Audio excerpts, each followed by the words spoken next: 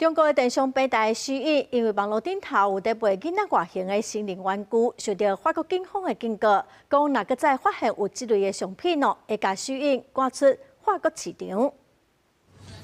这张相片是私隐平台在卖囡仔外形的大人情趣红仔，从一开始去伫网络在卖，产品的说明有明确的性暗示，红仔悬差不多80公分，手阁抱一只泰迪熊。消费者查查伫巴黎历史真久的 BHV 百货公司指控私隐参加囡仔的性犯罪，私隐嘛互法国当局警告。Si ces comportements sont répétés, nous serons en droit, et je le demanderai,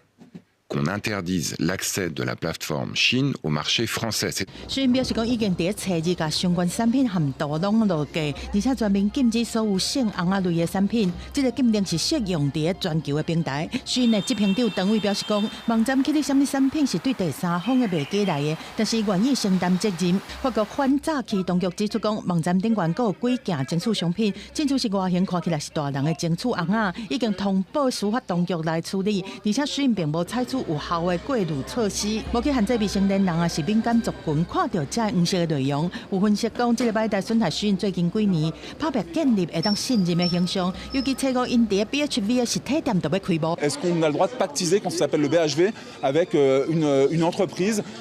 qui participe à la pédocriminalité? Voilà. 卫报报道，已经流行的零售有名的私隐实体店拢还未开幕，已经引起政治谴责、员工的愤怒和市府的警告，因为损害着法国首都进步的形象。 和一寡品牌拢走去，人数反对的有11万人以上。虽然是对中国创立的合作公司，总部是伫新加坡。虽然讲面对工厂的工作环境含俗价买会当单调的流行，造成环境负担才批评，所共款建立正大的电商业务。虽然因为网站的声明无遵守cookie的使用政策，不实广告等真侪项违规，今年已经和法国政府罚3摆，总额有1.91亿欧元。虽然嘛正式提出相关抗辩。公司新闻黄云玲编译。